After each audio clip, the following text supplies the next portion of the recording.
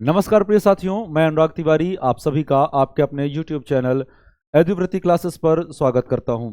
जैसा कि पिछले 25 क्वेश्चन जो टॉप 25 क्वेश्चन थे करंट के, उसको हमने पढ़ा और उसमें आपका रिस्पांस बहुत अच्छा रहा। तो आइए शुरू करते हैं आज इस दूसरे सीरीज में। आज के टॉप 25 क्वेश्चंस लेके आए हैं। तो आज का पहला क्वेश्चन है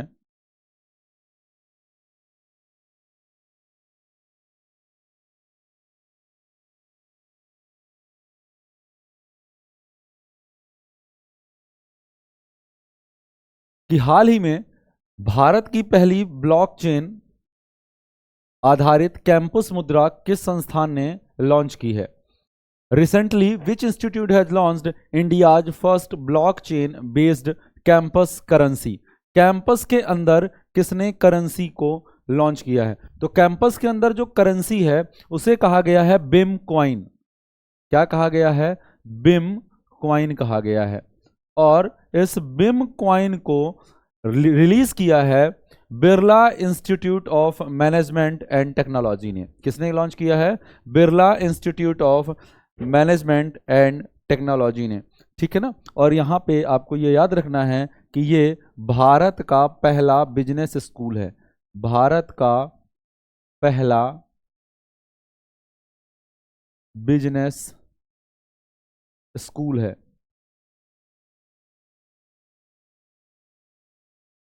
ठीक है ना। तो बिरला इंस्टीट्यूट ऑफ मैनेजमेंट ने एक कॉइन जारी किया जिसे बिम कॉइन कहा गया, और इसे जारी किया है Birla institute of management and technology ने।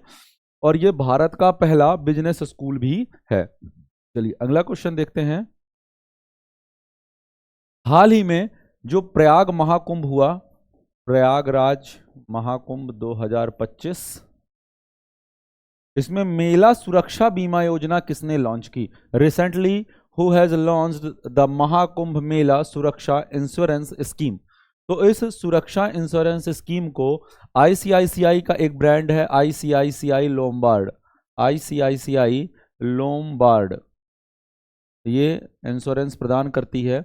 और उसके साथ फोन पे ने एक कोलैबोरेशन किया था, और जो भी मेले पे लोग आए उसको इन्होंने सुरक्षा की गारंटी दी।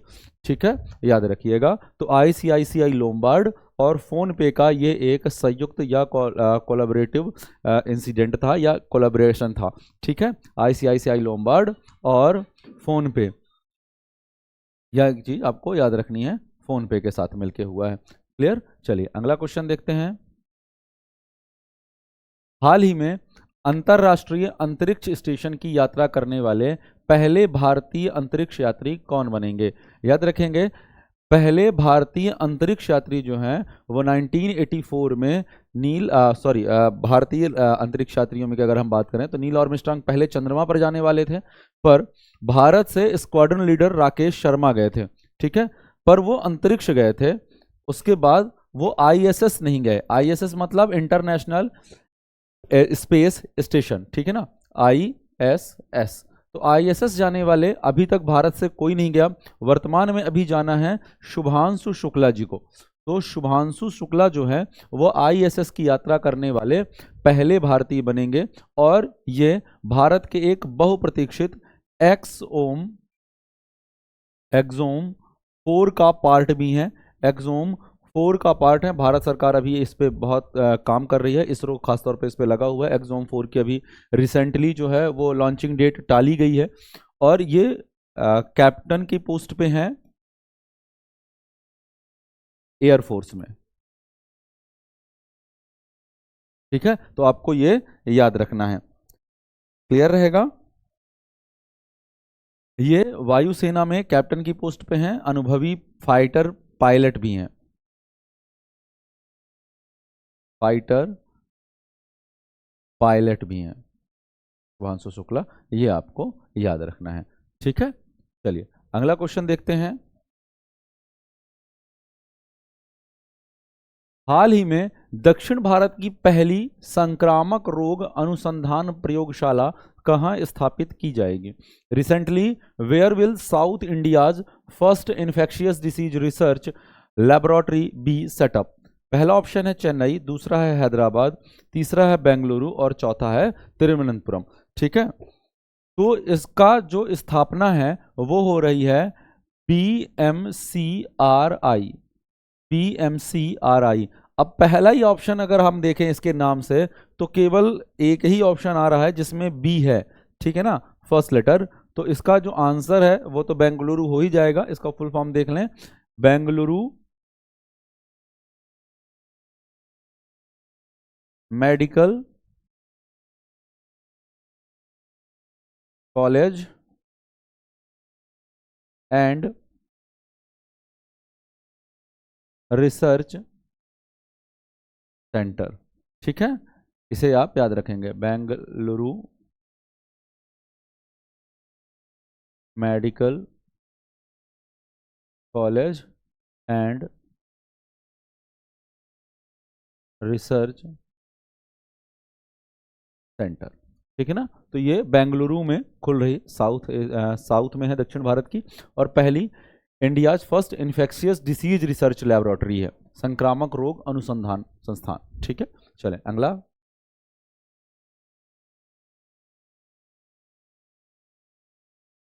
हाल ही में महिला अंडर 19 वनडे क्रिकेट में सर्वोच्च व्यक्तिगत स्कोर बनाने वाली भारतीय खिलाड़ी कौन बनी? अंडर 19 में सर्वोच्च व्यक्तिगत स्कोर बनाने वाली भारतीय खिलाड़ी, तो इसमें जो नाम है वो है मुंबई की इरा जाधव। मुंबई की इरा जाधव, ये 14 वर्षीय खिलाड़ी हैं, 14 वर्षीय, और इनका मैच हुआ था वर्सेस मेघालय, मुंबई वर्सेस मेघालय का मैच था। ठीक है, और उस पे इन्होंने बहुत ज्यादा रन बनाए थे। ठीक है, और उनके रनों की जो कुल संख्या है वो 346 रन है, तिहरा शतक मारा था 157 गेंदों पर। तो इसे आप नोट कर लें कि मुंबई की इरा जाधव जो 14 वर्ष हैं ये हैं, इन्होंने 346 रन बनाए थे 157 गेंदों में, और यह मैच मुंबई बनाम मेघालय हुआ था। ठीक है, अब अगर इस रन को भी आप देखेंगे तो इन्होंने कुल 42 चौके मारे हैं और 16 छक्के मारे हैं। ठीक है ना, 42 4 and 16 sixes. Clear, Ira Jadhav, याद रखें। अगला क्वेश्चन, हाल ही में 5वीं आसियान डिजिटल मंत्रियों की बैठक कहाँ हुई? तो आसियान डिजिटल मंत्रियों की जो बैठक है वो अभी हुई है बैंकॉक में। कहाँ हुई है? बैंकॉक में हुई है, इसे आप नोट कर लें, ये बैंकॉक में हुई है। और इसकी जो सूचना है वो थाईलैंड के उप प्रधानमंत्री, थाईलैंड के उप प्रधानमंत्री प्रसर्ट चतारा रुआंगथांग, प्रसर्ट रुआरा थांग ने दी है। ठीक है ना, और ये कौन है? ये थाईलैंड के उपराष्ट्रपति हैं, थाईलैंड के उपराष्ट्रपति हैं। क्लियर, इसे आप याद रखेंगे। अब देखें यहाँ पे हम सबसे पहले आसियान का देख लें कि आसियान की स्थापना कब हुई। तो आसियान की जो स्थापना है बच्चों वो 8 अगस्त 1967 को हुई है। 8 अगस्त 1967 में आसियान एस्टैब्लिश हुआ है, या इसे बनाया गया है, निर्मित किया गया है। और शुरुआत में इसमें 5 देश थे। कौन कौन से? तो शुरुआत में जो इसमें 5 देश थे वो थे Indonesia, Malaysia, Philippines, Indonesia, Malaysia, Philippines, Singapore, और अभी जहां हुआ थाईलैंड। तो ये 5 देश, ये इसके प्रारंभिक सदस्य देश रहे हैं, ये आपको याद रखना है। इसके अलावा 5 देश बाद में और जुड़ गए हैं। ठीक है, उनमें से कौन कौन से हैं? एक तो है Brunei, Brunei, Cambodia, Brunei, Cambodia, Laos, Laos, Myanmar, Myanmar और वियतनाम।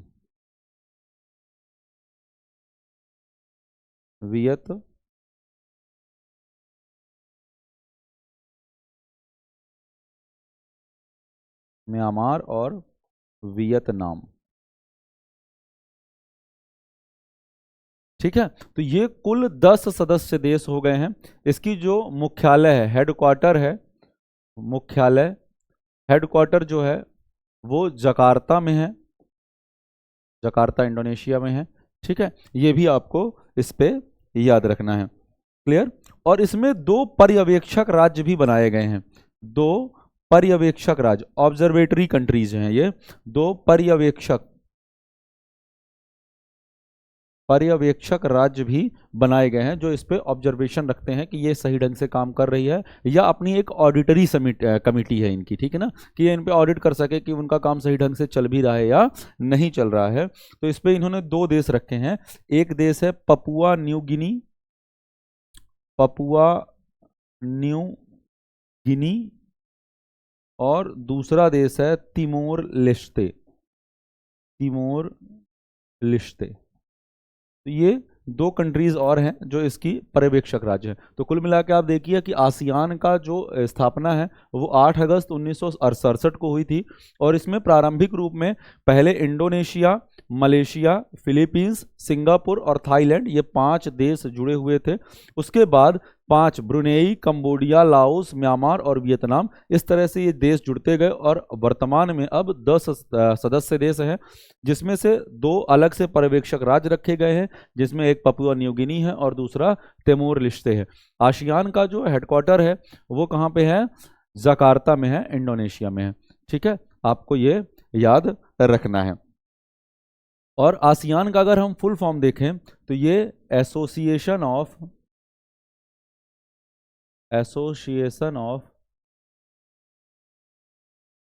सदर्न एशियन कंट्री है। ठीक है ना, association of southern Asian countries है, या इसी को आसियान में एन है तो यहाँ पे कंट्री की जगह आप सदर्न एशियन नेशन डाल दीजिए तो ये हो जाएगा।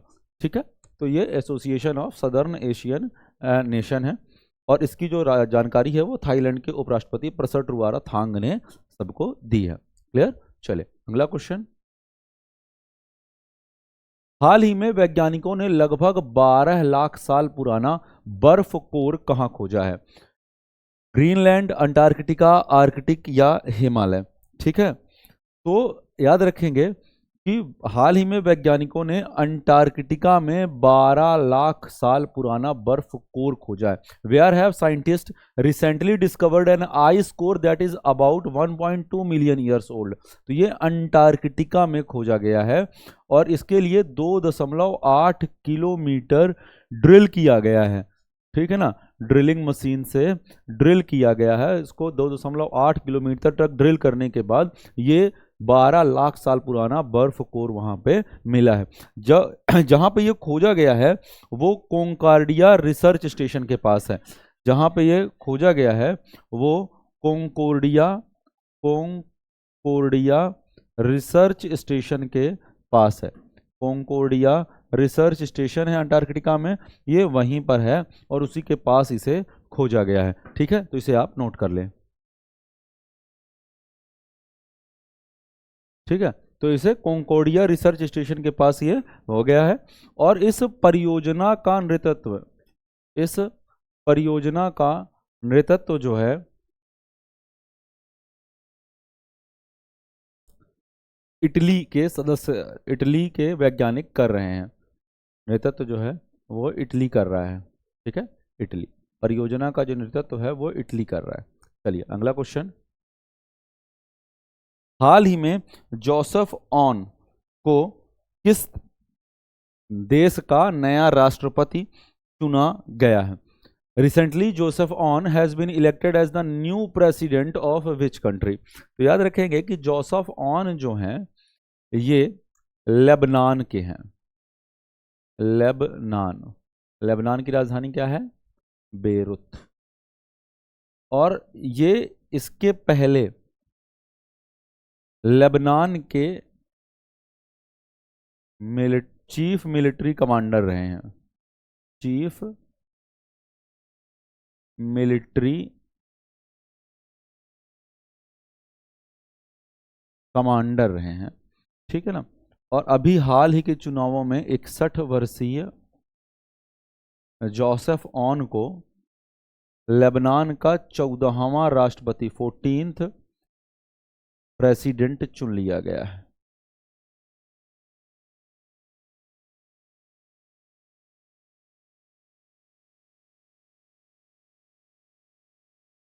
ठीक है, 14वां राष्ट्रपति इनको चुन लिया गया है। तो इसका जो सही आंसर है वो हो जाएगा लेबनान।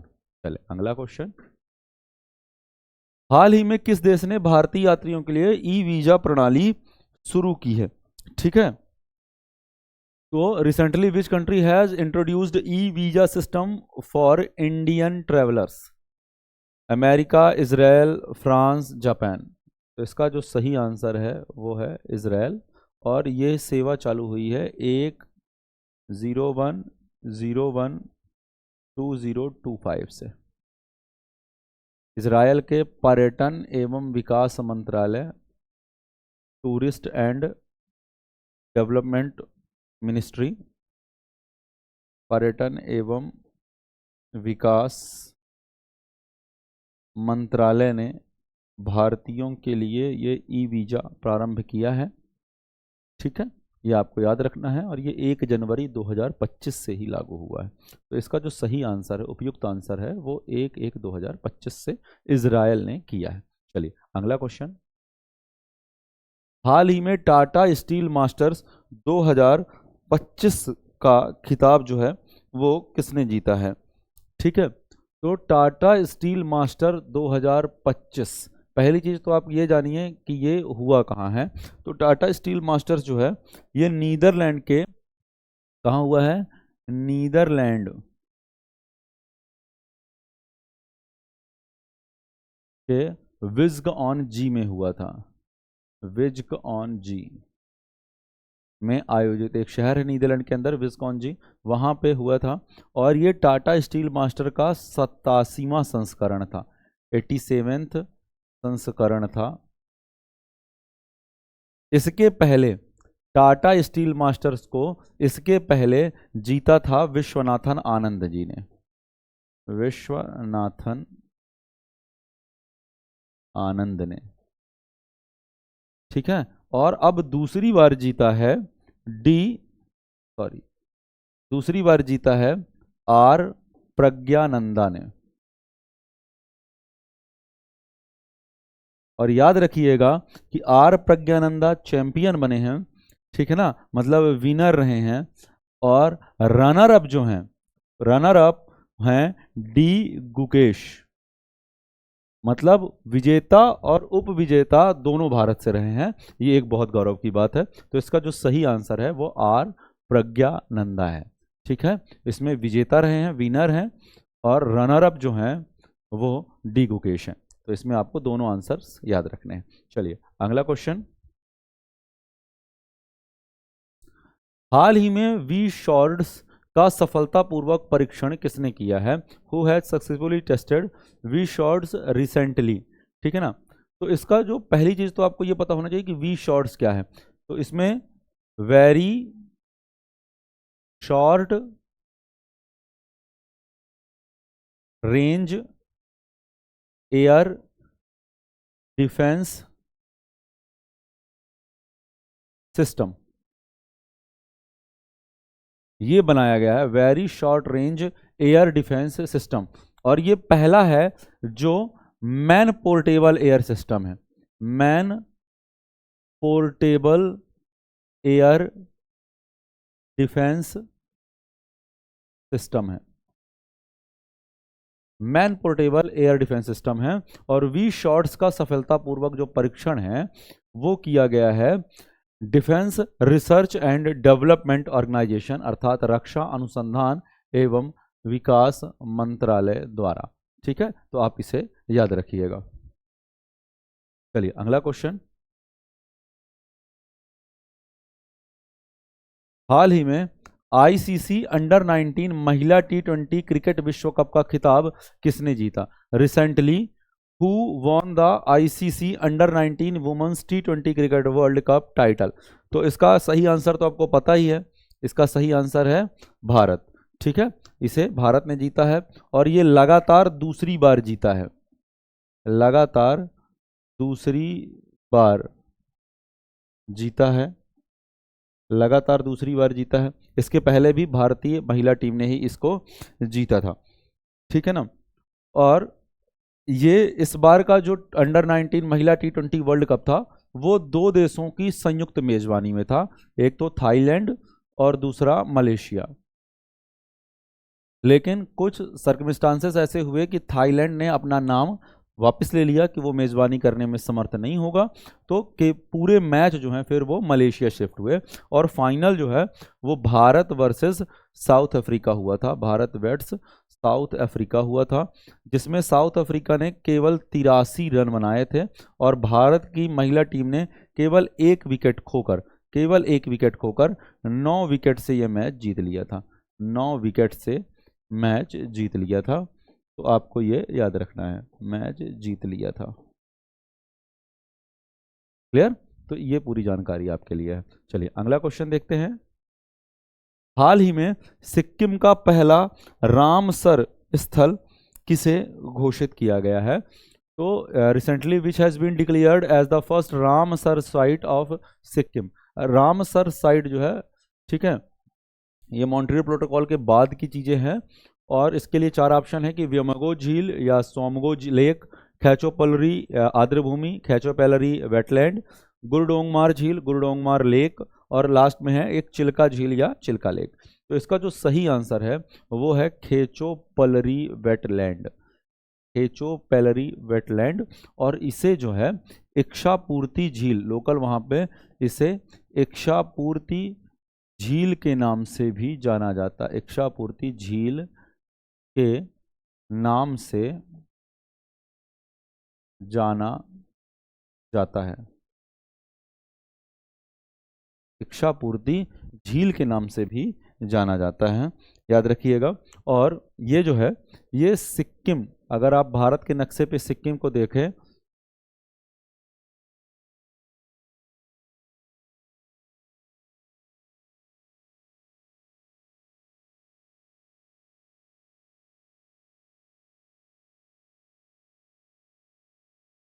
ठीक है, तो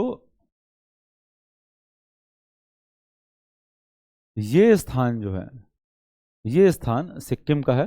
तो इसका ये नॉर्दर्न पार्ट हो गया, ये सदर्न हो गया, ये ईस्टर्न हो गया और ये वेस्टर्न हो गया। तो ये वेस्टर्न पार्ट में है।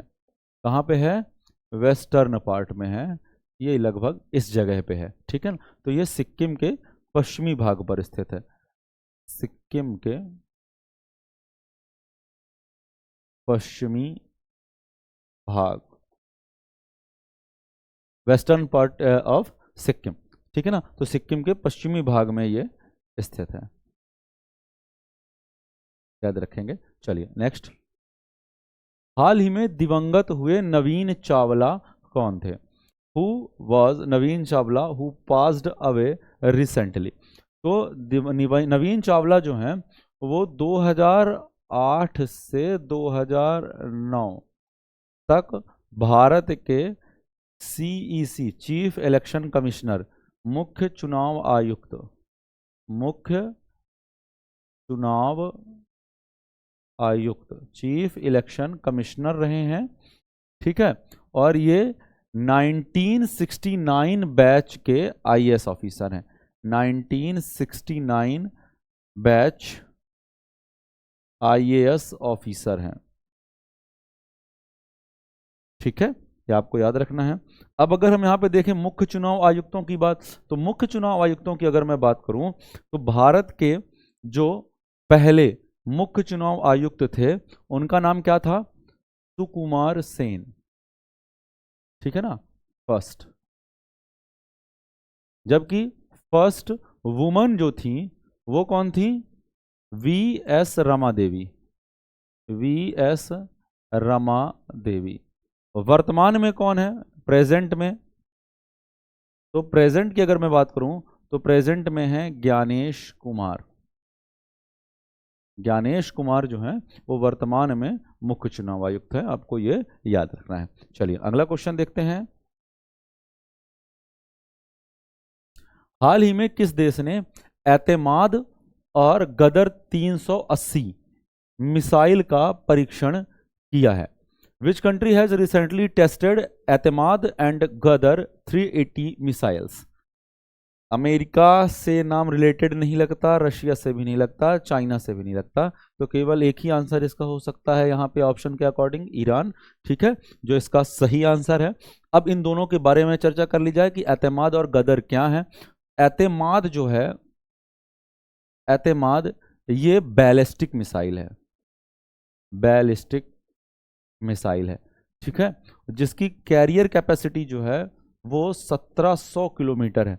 याद रखेंगे कि जब इसने इसका परीक्षण किया था तो इसकी रेंज पे लगभग पूरा यूरोप, अमेरिका, चाइना एवं इंडिया भी इसकी जद में है। ठीक है ना, तो ईरान का ये बहुत प्रतीक्षित बड़ा कदम था जब उसने एतमाद को लॉन्च किया था। 1700 किलोमीटर की रेंज है, बैलिस्टिक मिसाइल है, बहुत जल्दी रडार पे नहीं आती। ठीक है, जबकि वहीं पे अगर हम दूसरी मिसाइल की बात करें गदर 380 की, तो गदर 380 जो है वो एंटी शिप क्रूज मिसाइल है। कैसी है? एंटी शिप क्रूज मिसाइल है, एंटी शिप क्रूज मिसाइल है। और इसकी जो क्षमता है वो 1100 किलोमीटर है। भारत इस रेंज से दूर है, पर इसके लिए नेवल पे आना पड़ेगा, नेवी के सामने आके ये कर सकती है। हालांकि भारत के पास एंटी शिप में बहुत बड़े नाम है, आईएनएस विक्रांता, ठीक है ना, वो बहुत जल्दी इसको खा लेंगे। तो लेकिन फिर भी ये दो मिसाइलें हैं उसके पास और अच्छी रेंज है इनकी। एतमाद बैलिस्टिक है जिसकी 1700 किलोमीटर की रेंज है, जबकि गदर 380 की जो रेंज है वो 1100 किलोमीटर है। बट ये एंटी शिप क्रूज मिसाइल है, ये शिप को नष्ट करने के लिए यूज की जाती है। इन दोनों के बारे में आपको ये याद रखना है। चले ठीक है, तो अगला क्वेश्चन देखते हैं। हाल ही में किस राज्य में महिला उद्यमियों के लिए औद्योगिक पार्क स्थापित किया जाएगा? Recently in which state industrial park will be set up for women entrepreneurs? तो इसका जो सही आंसर है वो है उड़ीसा। ठीक है, और ये उड़ीसा के महिला बाल विकास विभाग, महिला बाल विकास विभाग द्वारा चलाए जा रही सुभद्रा योजना, सुभद्रा योजना के तहत स्थापित किया जा रहा है, स्थापित किया जा रहा है। ठीक है, तो ये जो महिला उद्यमियों के लिए औद्योगिक पार्क, इंडस्ट्रियल पार्क का निर्माण हो रहा है, ये महिला बाल विकास विभाग द्वारा हो रहा है। और उन्होंने एक योजना चला के रखी है, सुभद्रा परियोजना, और सुभद्रा योजना के तहत ही ये औद्योगिक पार्क या इंडस्ट्रियल पार्क जो है वो एस्टेब्लिश किया जा रहा है। कहाँ पे? उड़ीसा में। ठीक है, चलिए अगला क्वेश्चन। हाल ही में किस के अध्यक्ष फिलेमोन यांग भारत की आधिकारिक यात्रा पर आएंगे? Recently whose president Philemon Yang will come on an official visit to India? ठीक है, तो आपको पहले ये जान लीजिए कि फिलेमोन यांग हैं कौन। तो फिलेमोन यांग जो हैं ये 2009 से 2019 तक कैमरून, कैमरून देश के राष्ट्रपति रहे हैं, राष्ट्रपति रहे हैं। ठीक है, आपको पहले तो ये याद रखना है। और उसे अब उन्हें अब संयुक्त राष्ट्र महासभा, यूनाइटेड नेशंस जनरल असेंबली, इसको क्वेश्चन में रेलवे ऐसे भी पूछ सकता है कि ये UNGA, United Nations general assembly का अध्यक्ष किसे बनाया गया है? तो यूएनजीए का 79th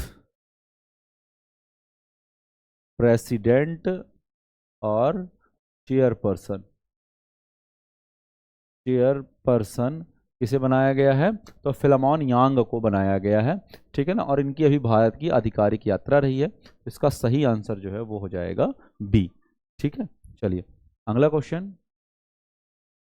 हाल ही में भारत का पहला सफेद बाघ प्रजनन केंद्र किस राज्य में स्थापित किया जाएगा? तो याद रखें कि भारत का जो पहला सफेद बाघ है वो कहाँ मिला था? रीवा के जंगलों में मिला था, रीवा के जंगलों में। और ये मिला किसको था? उस समय तत्कालीन रीवा के महाराजा थे महाराजा मार्तंड सिंह, महाराजा मार्तंड सिंह। और उस सफेद बाघ का नाम रखा गया था मोहन, ठीक है। तो सफेद बाघ का नाम था मोहन, उसको पाए थे महाराजा मार्तंड सिंह, रीवा के जंगलों में ये प्राप्त हुआ था। तो इस कारण से ये रीवा बिलोंग्स करता है एमपी से, तो इसलिए जो खोला जाएगा ये बाघ प्रजनन केंद्र वो खोला जा रहा है मध्य प्रदेश में, ठीक है। ये आपको याद रखना है। चलिए अगला क्वेश्चन।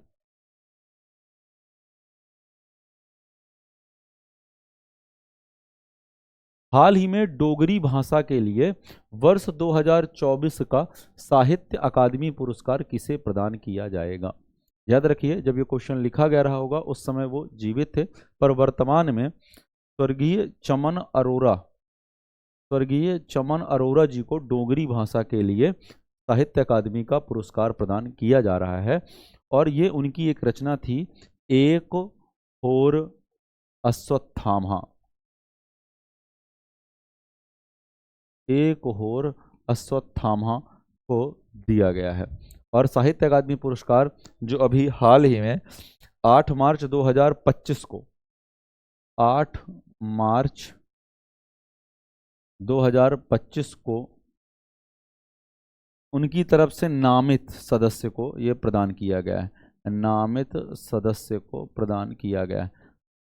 नॉमिनी जो मेंबर थे उन्हें प्रदान किया गया है। नॉमिनी का मतलब आप ऐसे समझ लीजिए कि यदि कोई व्यक्ति है उसकी अनुपस्थिति या उनके स्वर्गवासी होने पर, अगर वो स्वर्गवासी हो गए हैं तो उनकी जगह पर उस व्यक्ति को या उस परिवार सदस्य को दिया जाता है, ठीक है। तो पुरस्कार प्राप्त करने तक स्वर्गीय चमन अरोरा जी नहीं रह गए थे, इसलिए 8 मार्च 2025 को जब सारे साहित्य अकादमी के पुरस्कार अलग अलग भाषाओं के बांटे गए तो चमन अरोरा जी ने जिन्हें अपनामित किया था उनके उस परिवार सदस्य को वो अवार्ड दिया गया है, जिसमें 1 लाख रुपए और एक प्रशस्ति पत्र मिलता है, ठीक है। चलिए हाल ही में दक्षिण अफ्रीका के सबसे बड़े हिंदू मंदिर का उद्घाटन कहाँ पर किया गया है? तो दक्षिण अफ्रीका के सबसे बड़े हिंदू मंदिर का जो उद्घाटन है वो जोहानिसबर्ग में किया गया है। और ये 14.5 एकड़ में फैला हुआ है, 14.5 एकड़ में फैला हुआ है। इसे वहाँ की एक संस्था BAPS, ठीक है ना, BAPS द्वारा बनाया गया है, BAPS,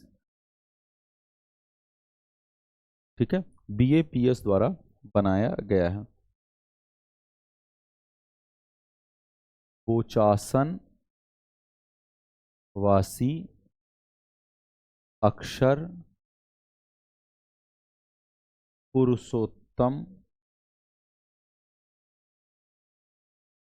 स्वामी नारायण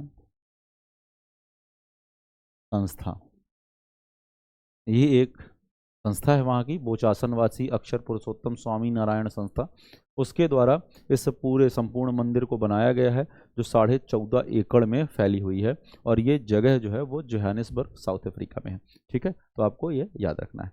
चलिए अगला क्वेश्चन। हाल ही में संयुक्त सैन्य अभ्यास एक्यूवेरिन के 13वें संस्करण की शुरुआत कहाँ की गई है? तो एक्यूवेरिन जो है वो भारत और मालदीव के मध्य होता है और ये मालदीव में ही इस बार हुआ है, ठीक है। तो मालदीव के साथ होता है, ठीक है, 3 से 15 फरवरी, इंडिया प्लस मालदीव्स, इंडिया और मालदीव के मध्य ये एक्वेरियन का 13वां संस्करण इस साल संपन्न हुआ है। चलिए अगला क्वेश्चन। हाल ही में एशिया की सबसे तेज हाफ मैराथन में लावण्या का नाम दूसरी बार एशिया बुक ऑफ रिकॉर्ड्स में दर्ज किया गया, और वह किस राज्य से है, बताइए आप लोग।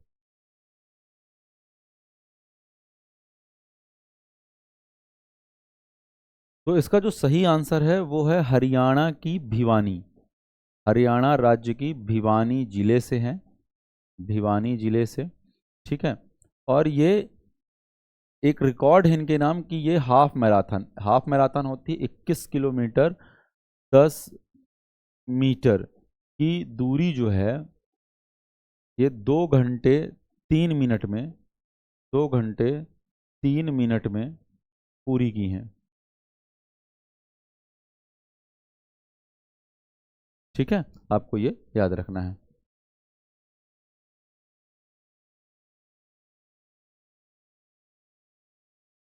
ठीक है, चलिए अगला क्वेश्चन देखते हैं। हाल ही में ट्रोपेक्स 25 अभ्यास का आयोजन किसने किया? तो TROPEX 25 recently who conducted the TROPEX 25 exercise. ठीक है, तो पहला आंसर है मालदीव राष्ट्रीय रक्षा बल, मालदीव्स नेशनल डिफेंस फोर्स। दूसरा है इंडोनेशियाई नौसेना, इंडोनेशियन नेवी। तीसरा है भारतीय नौसेना, इंडियन नेवी। और चौथा है संयुक्त राज्य वायुसेना या यूनाइटेड स्टेट्स एयर फोर्सेस। चलिए इसका सही आंसर आप लोग बताएं।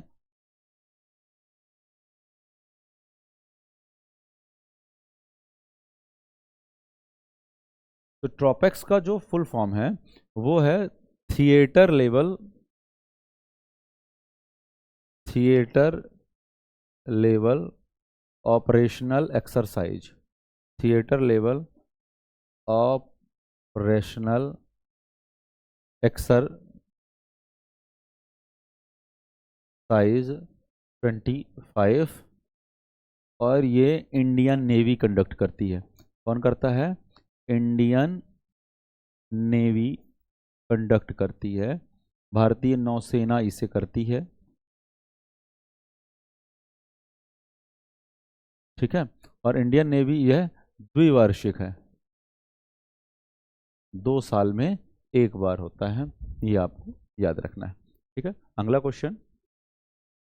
हाल ही में जनजातीय सांस्कृतिक समागम 2025 का आयोजन कहाँ किया गया? Where was the tribal cultural conclave 2025 2025 organised recently? ठीक है, तो ये जो है अभी हाल ही में प्रयागराज में हुआ था, और प्रयागराज में इसमें लगभग 15,000 आदिवासी 15,000 आदिवासी इसमें सम्मिलित हुए थे। ठीक है, दूसरी चीज इसमें आपको ये याद रखनी है कि 2025 जो है वो जनजातीय गौरव वर्ष के रूप में मनाया जा रहा है। जनजातीय गौरव वर्ष के रूप में मनाया जा रहा है, क्योंकि बिरसा मुंडा जो आदिवासियों के भगवान माने जाते हैं, बिरसा मुंडा की 150वीं जयंती है। 150वीं जयंती के रूप में इसे मनाया गया है। ठीक है, इस पूरे आयोजन को जो कंडक्ट किया था उसने किया था ABVKA ने। किसने किया था? ABVKA। ठीक है, अखिल भारतीय वनवासी कल्याण आश्रम द्वारा इसे कंडक्ट करवाया गया था। अखिल भारतीय वनवासी कल्याण आश्रम। ठीक है, तो आपको ये यहां तक याद रखना है। ठीक है, चलिए अगला क्वेश्चन देखते हैं। तो क्वेश्चन आंसर की जो सीरीज थी यहीं पे समाप्त होती है। नेक्स्ट क्लास में हम फिर 25 टॉप 25 जीएस के क्वेश्चन लेके आपके सामने प्रस्तुत होंगे। यदि आपको मेरा पढ़ाना सही लगता है तो आप इस चैनल को अधिक से अधिक लाइक करें, शेयर करें और सब्सक्राइब जरूर करें। धन्यवाद।